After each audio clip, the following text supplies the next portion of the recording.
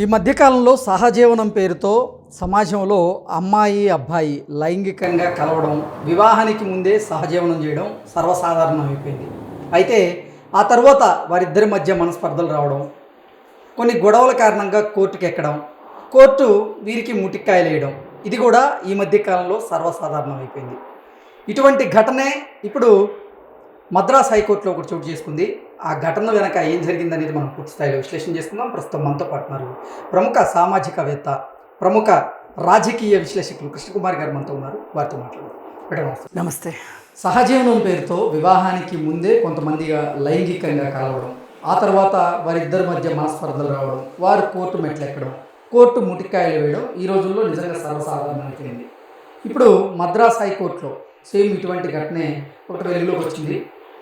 వివాహానికి ముందు లైంగిక సంబంధంతో ఇద్దరు అమ్మాయి అబ్బాయి సహజీవనం చేశారు. ఆ తర్వాత కోర్టు మెట్లెక్కారు. వారికి కోర్టు సంచలనమైనటువంటి తీర్పు కూడా ఇచ్చింది. అసలు ఈ ఘటనలో ఏం జరిగింది? ఇప్పుడు ఒక యువతి యువకుడు 9 సంవత్సరాల పాటు వాళ్ళిద్దరూ కలిసి ఉన్నారు. 9 సంవత్సరాలు కలిసి ఉన్నారు అన్నప్పుడు అది సహజీవనం కిందకి వస్తుంది. అయితే ఈ 9 సంవత్సరాల తర్వాత ఆమె పెళ్లి చేసుకుందాము అని అడిగింది. అతను నేను చేసుకోను అన్నాడు. సో ఆమె అప్పుడు కోర్టులో కేసు వేసుకుంది. అయితే ఇంతకు పూర్వం ఎలా ఉండేది అంటే, ఇప్పుడు వీళ్ళిద్దరూ కలిసి ఇల్లు అద్దెకి తీసుకున్నారు, ఒక రోడ్లో ఉన్నారు. ఆ రోడ్లో ఉన్న వాళ్ళందరూ కూడా వీళ్ళిద్దరూ భార్యాభర్తల్లాగానే ఉన్నారు అనే ఒక అభిప్రాయాన్ని కలిగించారు అనుకోండి. అది నథింగ్ బట్ మ్యారేజ్ అన్నట్లే. అంటే సాంకేతికంగా పెళ్లి జరగలేదు కానీ వాళ్ళ సహజీవనానికి ఒక గుర్తింపు ఉంటుంది అనేది ఒక విధానం ఉండింది. ఈ సహజీవనంలో పుట్టిన పిల్లలకు కూడా చట్టబద్ధత ఉంటుంది. పైగా ఈ సహజీవనంలో ఉన్నవాళ్ళు డొమెస్టిక్ వైలెన్స్ కేసు వేసుకోవచ్చు కూడా అనేది ఉంది. అలాగే ఈ పిల్లలకి తండ్రి ఆస్తిలో వాటా వస్తుంది అని చెప్పడంతో పాటు ఇంకొంచెం ముందుకెళ్ళి తండ్రి ఆస్తిలోనే, తండ్రి స్వార్జితంలోనే కాకుండా తాత ముత్తాతల నుంచి వచ్చే ఆస్తిలో కూడా వాటా ఉంటుంది అనేది ఇక్కడ ఒక విధానం నడిచింది. అయితే ఈ సహజీవనానికి ప్రాతిపదిక వీళ్ళకి పెళ్ళయి ఉందా, ఆ భర్తకి సహజీవనంలో ఉన్న పురుషుడికి కానీ స్త్రీకి కానీ పెళ్ళయి ఉందా అన్నది ఒక ఇంపార్టెంట్ విషయం. మరి అలా ఉన్నప్పుడు ఈ సంగతి తెలిసిన భార్య ఫిర్యాదు చేసిందా లేదా అనేది కూడా ఒకటి. ఇప్పుడు ఈ మొత్తం ఘటనలో ఎవరికి నష్టం జరిగినట్లు? మొదటి భార్యకి నష్టం జరిగినట్టు, అంతే కదా. మొదటి భార్య ఒప్పుకుందనుకోండి వీళ్ళిద్దరి సహజీవనాన్ని, వీళ్ళకి హక్కులు వచ్చేసినట్టే. అదే ఈ మొదటి భార్యకి ఇష్టం లేదు అనుకోండి వీళ్ళ సహజీవనం, ఆవిడ పోలీస్ స్టేషన్లో కంప్లైంట్ చేయొచ్చు, అలాగే కోర్టులో కేసు వేయొచ్చు. అది బైగమీ కిందకి వస్తుంది.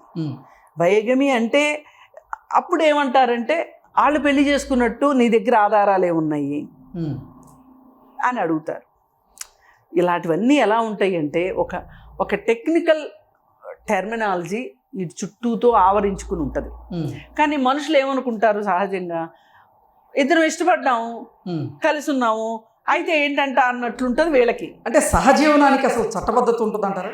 సహజీవనానికి ఇది చెప్పాను కదా నేను, వాళ్ళిద్దరూ కలిసి ఇల్లు అద్దెకి తీసుకోవాలి. వీళ్ళిద్దరూ భార్యాభర్తల మాదిరి ఫంక్షన్స్కి తిరగటము, పెళ్ళిళ్ళకి వెళ్ళడము, స్నేహితుల మధ్యలో వీళ్ళు తిరగడము, పైగా చుట్టాలిళ్ళకు కూడా కలిసి వెళ్ళడము, ఇవన్నీ చేస్తే సహజీవనం కిందకే వస్తుంది. అయితే అసలు ఈ సహజీవనానికి చేయడం వెనక ఉద్దేశం పెళ్ళి అనుకోండి.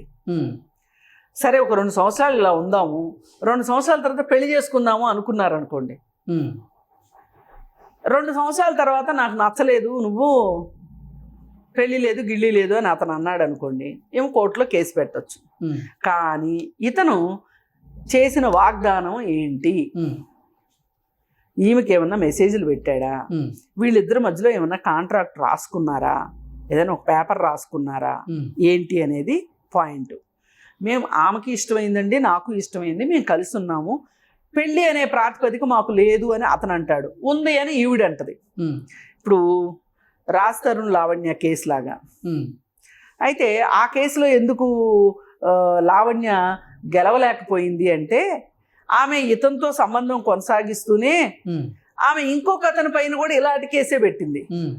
అంటే ఒక మహిళ ఏకకాలంలో ఇద్దరు పురుషులతోటి సంబంధాన్ని పెట్టుకొని ఒకరిని పెళ్లి చేసుకుంటాను ఒకరిని వదిలేస్తాను అన్నప్పుడు ఈ పురుషుడికి ఇష్టం లేదనుకోండి, అది కుదరదు కదా. అది అందుకని ఈ విషయంలో ఇక్కడ కావాల్సింది ఏంటి అంటే నన్ను పెళ్లి చేసుకుంటానన్నాడు, పెళ్లి చేసుకోలేదు అని చెప్పి ఇవిడ కోర్టుకు వెళ్ళింది మద్రాసులో. అతను ఏమంటున్నాడు, నేను పెళ్లి చేసుకుంటానని చెప్పలేదు అంటున్నాడు. దీన్ని ఎవరు నిరూపించాలి? కోర్టుకు కావాల్సింది ఏంటి? మేమిద్దరం కలిసి ఉన్నామనే చెప్తున్నాడు అతను. ఆమె ఆనందం కోసం ఆమె ఉంది, నా ఆనందం కోసం నేనున్నాను, ఇద్దరం కలిసి ఉన్నాము, సమ్మతితోనే జరిగింది ఇది, ఈ సంబంధం సమ్మతితోనే జరిగింది. వీళ్ళిద్దరి మధ్యలో సహజీవనం అనండి, లేకపోతే లైంగిక సంబంధం అనండి, ఏదన్నా అవనివ్వండి, సమ్మతితోనే జరిగింది. సమ్మతితో జరిగిన దానికి ఇంకా కేసు ఏంటమ్మా అంటారు. కానీ ఇక్కడ పెళ్లి చేసుకుంటాను అని అతను అని పెళ్లి చేసుకోను అంటే గనక ఒక నమ్మకాన్ని విచ్ఛిన్నం చేసినట్టే కదా. క్రిమినల్ బ్రీచ్ ఆఫ్ ట్రస్ట్ వస్తుంది ఇక్కడ. దీని ప్రకారం కేసు పెట్టొచ్చు. కానీ దానికి ఆధారం ఏంటి? మీరు ఎప్పుడన్నా ఎవరితో అయినా చెప్పారా? మూడో మనిషి వచ్చి సాక్ష్యం చెప్తాడా? లేకపోతే మీరు ఏమన్నా చాటింగులు చేసుకున్నారా? లేదు మీ ఇద్దరు అటు పెద్ద వాళ్ళకి కానీ ఇటు పెద్ద వాళ్ళకి కానీ చెప్పారా ఇట్లా అని? ఇవన్నీ వస్తాయి. అందుకని మద్రాస్ కోర్టు ఏమన్నది అంటే మీ ఇష్టానికి మీరు ఉంటారు, మళ్ళీ వచ్చి మా మీద పడతారు, మాకేం పని లేదా, కోర్టు శ్రమ వృధా చేయడానికైనా ఉన్నది, మీ ఇద్దరు మీ సంతోషానికి మీరు కలిసి ఉన్నారు, ఇప్పుడు ఆయన నేను కలిసి ఉండను అంటున్నాడు, నువ్వేమో పెళ్ళి అంటున్నావు, ఆయన ఏమో సంబంధం అంటున్నాడు, ఈ రెండు కుదరవు పోండి అని చెప్పి కోర్టు చెప్పేసింది.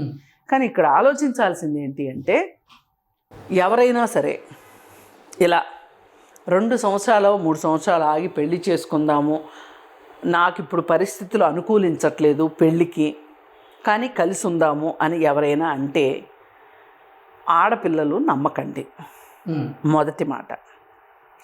రెండోది, ఒకవేళ కలిసి ఉండవలసిన పరిస్థితే వచ్చింది అనుకోండి, అప్పుడు మీరు చేయవలసింది ఏంటి అంటే ఒక అఫిడవిట్ తయారు చేసుకోండి.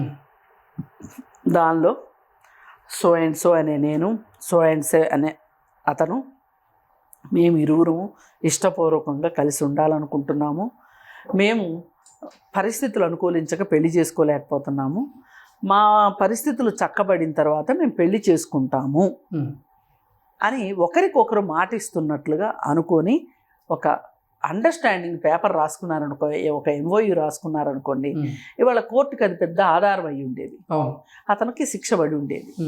అందుకని అసలు పెళ్ళికి ముందే కలిసి ఉండాలా వద్దా అనే విషయము అది వ్యక్తిగతం నా దృష్టిలో.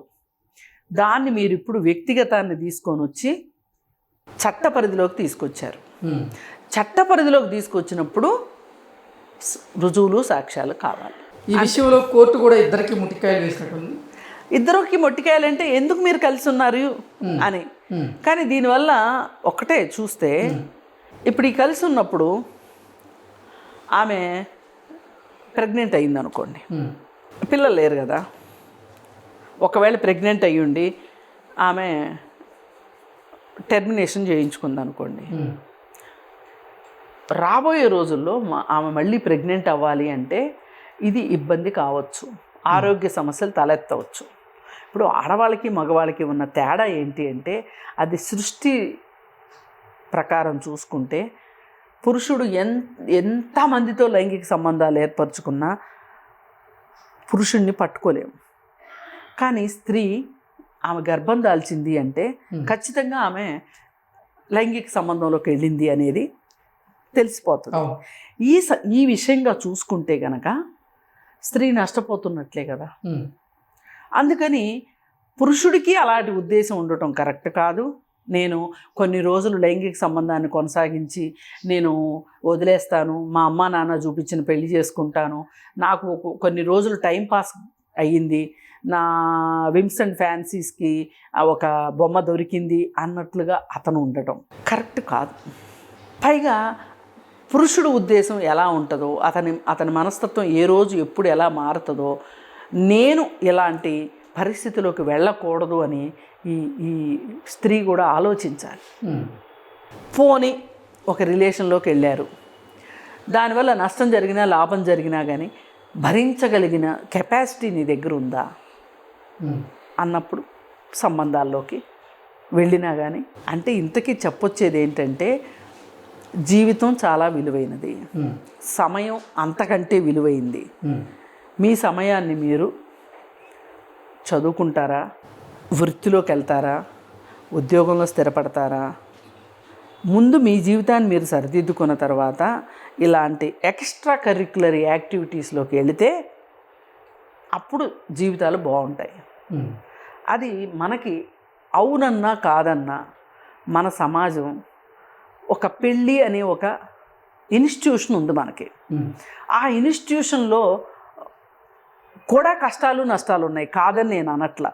ఎంత కష్టాలు నష్టాలు ఉన్నా ఎంతో కొంత సురక్షితమైంది పెళ్ళి. అదే వీళ్ళు పెళ్లి చేసుకుని ఉంటే గనక అతను నేను విడిపోతాను అన్నాడు అనుకోండి, చట్ట ప్రకారం కుదరదు కదా, అతని గ్రౌండ్స్ అతను చూపించాలి కదా. అందుకే పెళ్ళి అనే ఇన్స్టిట్యూషను ఈ భారతదేశంలో కావచ్చు, ప్రపంచంలో ఎక్కడైనా సరే అతి పురాతనమైనది, అలాగే డ్యూరబిలిటీ అంటారు. అంటే ఏంటి? నాణ్యమైంది. ఇంకెందుకంటే ఏం చెప్తాం పెళ్ళి గురించి. అందుకని పెళ్ళి అనేది ఒక సురక్షిత కవచం, దాన్ని మీరు వాడుకోండి. అంతేగాని చేతులు గాలిన తర్వాత ఆకులు పట్టుకొని కోర్టులకు పరిగెట్టి కోర్టులో మొట్టికాయలు వేయించుకుని సమయం వృధా చేసుకునే కన్నా మీ జీవితాల్లో మీ ప్రయారిటీస్ ఏంటో మొదటగా చూసుకోండి. Okay, thank you.